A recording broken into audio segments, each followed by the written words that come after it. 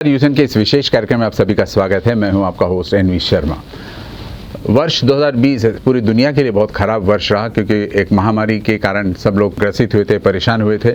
लेकिन दुर्भाग्य से हम 2021 में जब पदार्पण किए थे उसको हम पीछे नहीं छोड़ पाए, वो भी हमारे पीछे पीछे आ गया है ये वायरस। लेकिन इसके लिए उपाय उपचार के लिए भारत को एक सलाम करता हूं, क्योंकि सबसे फास्टेस्ट वैक्सीन डेवलप हमने किया है और पूरे देश में जिस अंदाज में इसका स्प्रेडिंग हो रहा है, मैसेज और वैक्सीनेशन हो रहा है, वो सराहनीय है।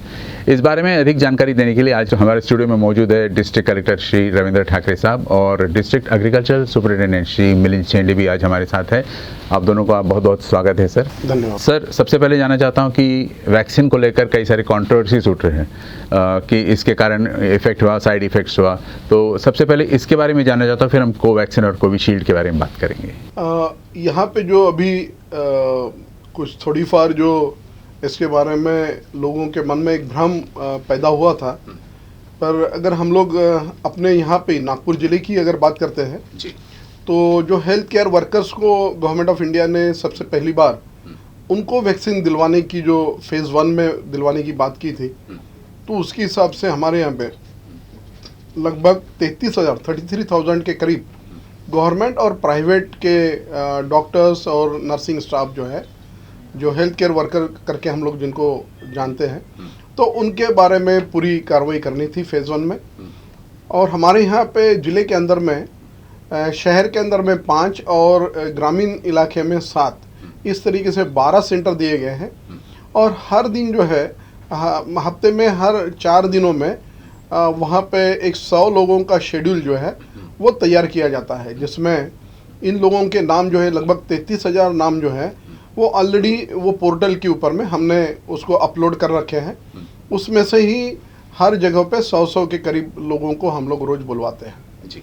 इसमें मैं आपको बता दूं कि शुरुआत में जो है इसके लिए इवन हेल्थ केयर वर्कर्स का जो रिस्पांस था वो ज़रा कम था, लेकिन अगर हम लोग अभी देखते हैं लगभग 6 दिन हो चुके हैं कि जिसमें हम लोगों ने इसकी शुरुआत की है, तो आप देखोगे कि हर दिन जो है उसमें बढ़ोतरी होती गई है। तो लोगों के मन में शंका जरूर थी, लेकिन अभी जो है जब उन्होंने देखा कि इससे फ़ायदा ही होने वाला है, इससे नुकसान कुछ नहीं है। हमारे यहाँ पे पहले दिन जो है लगभग 159 लोग जो है उनको माइनर जो है दिक्कतें आई थी। किसी को थोड़ा बुखार जैसे लग रहा था, किसी को जो है चक्कर जैसे आई है, किसी को वोमिटिंग का सेंसेशन हुआ है। लेकिन ये सारी चीज़ें टेम्प्ररी होती है और कोई भी वैक्सीनेशन जब भी होता है तो उसमें ये सारी चीज़ें होती ही है, उसमें डरने वाली कोई बात नहीं है। एक व्यक्ति जो थे हमारे डॉक्टर जो थे, उनको सिर्फ अस्पताल में भर्ती करना पड़ा, पर वो भी 3 घंटे के बाद में उनको भी डिस्चार्ज मिल गया। तो कहने का मतलब ये है कि हमारे यहाँ पे लोगों के मन में, इवन हेल्थ केयर वर्कर्स के मन में जो शंका थी वो अभी लगभग निकल गई है। और आप देखेंगे कि बहुत अच्छा प्रतिशत रिस्पांस जो है मिल रहा है। जो शुरुआत में 40-50% का जो रिस्पांस था, वो अभी 90% तक, 95% तक रिस्पांस मिल रहा है। बड़ी अच्छी बात है सर। ये सवाल इसलिए उठाया मैंने क्योंकि करीब 3 लाख के ऊपर हेल्थ वर्कर्स को अभी तक वैक्सीनेशन दिया जा चुका है और उसमें सिर्फ 548 लोग ही अफेक्ट हुए या उनके ऊपर कुछ विपरीत परिणाम हुआ है। तो मतलब परसेंटेज वाइज देखा जाए तो बहुत ही कम है। और ये जैसे आपने कहा, कोई भी वैक्सीनेशन के बाद ज़रा साइड इफ़ेक्ट्स होते ही। सवाल यह था सर कि 2 फेमस कंपनीज इंडिया के, एक कोविशील्ड और कोवैक्सीन, एक ने सीरम इंस्टीट्यूट ऑफ इंडिया ने और बाद में हैदराबाद का भारत बायोटेक ने बनाया है। भारत बायोटेक ने जो बताया कि उनका कहना है कि हमने साथ साथ में इसका रिपोर्ट शीट भी अटैच कर दिया है कि इसमें ये सिम्टम्स हो सकते हैं, किस किस्म के लोगों ने लेना चाहिए, किस किस्म के लोगों ने नहीं लेना चाहिए। तो इस फेसेस को आप कैसे डिसाइड करते हो सर?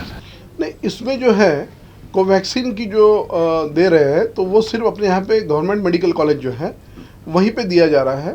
और आज की तारीख में फेज़ 1 में सिर्फ हेल्थ केयर वर्कर्स को ही दिया जा रहा है जी। तो भले ही वो हम लोग जो है एक लिमिटेड इसमें उसको दिया जा रहा है, और जैसे आपने कहा है कि उसमें किसको देना है, किसको नहीं देना है, इस चीज़ों के बारे में भी पूरी जानकारी दी गई है जनरली जो है। लेकिन ये भी मैं बता दूं कि ये सारी प्रिकॉशन जो है वो शुरुआत के जो फेजेस है उसमें ली जा रही है, कि जो कोमॉर्बिडिटी है या फिर जिसी को ओल्ड एजेस है, तो थोड़ा उसके बारे में हम लोग संभल के चल रहे हैं।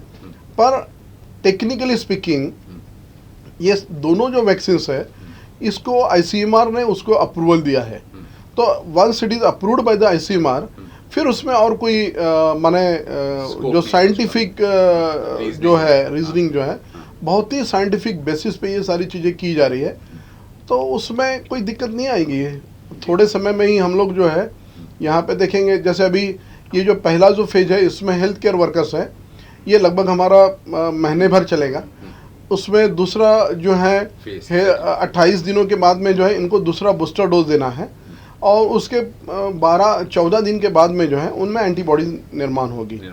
तो लगभग 42 टू 45 डेज का ये पूरा एक सिलसिला है, सीक्वेंस या और तो उसके बाद इसमें फेज जो 2 है, स्टार्ट होगा। हाँ, उसमें जो है सेकंड फेज जो है, फिर फ्रंट लाइन वर्कर करके महसूल डिपार्टमेंट जो है, हाँ। उसमें से जो लोग इसमें कंटेनमेंट जोन में काम किए हैं, हाँ। या सर्वेलेंस का काम किए हैं, कॉन्टैक्ट ट्रेसिंग का काम किए हैं, तो उन लोगों के लिए, फ्रंट लाइन वर्कर्स के लिए हम लोग उसका डाटा अपलोडिंग का काम शुरू है। आज की लास्ट डेट है 25 जनवरी। वो रात में 12 बजे तक उसका अपलोडिंग हमारे यहाँ से शुरू ही है, वो काम आज खत्म हो जाएगा जी। और फिर उन लोगों को सेकंड फेज में उनको देंगे। इस तरीके से गवर्नमेंट की पॉलिसी है जी। ऐसे गवर्नमेंट ने पूरा फेज 3 फेज 4 तक पूरा नियोजन जो है, उसका जो प्लानिंग जो है वो कर चुके हैं। तो मैं समझता हूँ कि गवर्नमेंट ऑफ इंडिया की तरफ से जो रोल आउट जो हो रहा है वैक्सीन के बारे में, हाँ। बहुत ही उसको प्लानिंग के साथ में वो किया जा रहा है। मतलब इन शॉर्ट आपका कहना है कि लोग रूमर्स पे या फिर व्हाट्सएप यूनिवर्सिटी में जो भी आ रहा है उसको बिलीव ना करे। निश्चित, क्योंकि देखिए, हाँ। सोशल मीडिया का जिस एक साइड में जैसे बहुत अच्छा उसका जो रीच है बहुत अच्छा है, लेकिन उसके माध्यम से जो गलत चीजें जो फैलाई जाती है, आशंकाएं फैलाई जाती है, वो भी बहुत माने वो भी बेकार है, इम्प्रॉपर। हाँ, इम्प्रॉपर है। मैं समझता हूँ कि हमारे यहाँ के सब एजुकेटेड लोग हैं, और शासन जब इतना बड़ा कदम कभी भी उठाती है, तो उसके पीछे जो पब्लिक है, जो लोग हैं, आम जनता जो है, उसका भला चाहते हुए ही ये सब कदम जो है उठाए जाते हैं। ये आपने कहा कि फेज 1 फेज 2 की बात हो गई, फ्रंट लाइन वर्कर्स फेज 2 में आएंगे, फेज 3 में जनरल पब्लिक की बात करेंगे। फेज 3 और फेज 4 जो है, हाँ। उसके भी दायरा निश्चित हुआ है, तो उसमें जो है और कुछ समय उसमें लग सकता है। जी जी।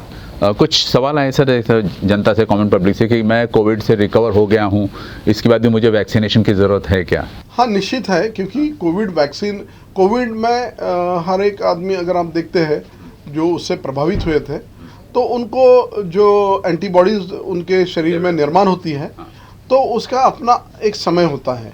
तो उस समय के बाद में शायद वो नहीं रहती है। ये समय जो है 3 महीने से लेकर 6 महीने का पीरियड होता है। इसीलिए हम लोग देखते भी है कि कुछ लोगों को दोबारा भी, जिसमें वो एंटीबॉडीज उससे पहले ही ख़त्म हो गई, तो उनको दोबारा जो है 3 महीने के बाद में उनको फिर से कोविड से अफेक्ट हुए हैं। तो ये जो वैक्सीन है वो लेना, उससे शरीर में जो है वो एक आपको एंटीबॉडी इम्यूनिटी बूस्ट होगा। सर सवाल बहुत है, लेकिन फिलहाल हम आपसे एक मैसेज जानना चाहेंगे, जनता को आप क्या मैसेज दोगे? मैं तो अभी हमारे सारे हेल्थ केयर वर्कर जो हैं, इन लोगों को पहले एक हिदायत देना चाहूँगा कि कुछ लोगों के मन में जो शंकाएं जो थी, वो शंकाएं अभी इतने दिनों से हम लोग ये सारा कामकाज कर रहे हैं, तो ये शंकाएं अभी दूर होनी चाहिए। और हम लोग जो है हेल्थ केयर वर्कर है, हम लोगों ने अलग अलग किस्म की वैक्सीनेशन के हम लोग खुद एडमिनिस्ट्रेशन करते हैं उसका, तो हम लोगों ने इसमें बढ़ चढ़ के सामने आकर इसको एक सक्सेसफुल मिशन बनाना चाहिए। आप लोगों की तरफ में देखते हुए ही आम जनता भी इसको स्वीकारेगी। फ्रंटलाइन वर्कर्स जो हैं वो तो निश्चित रूप से स्वीकारने के लिए तैयार हैं। तो ये भी है कि कहीं पे लोग इसको जल्दी लेना चाहते हैं और ख़ुद को जो है इम्यूनिटी उसमें निर्माण करना चाहते हैं, और कहीं पे अभी भी आशंकाएं है। मैं समझता हूँ कि हमारे हेल्थ केयर वर्कर एक अच्छा मिसाल जो है बाकी आम जनता के लिए और बाकी पूरे सिटीजन्स के लिए एक निर्माण करेंगे अपने खुद के वैक्सीनेशन के द्वारा। Thank you very much sir. Thank you.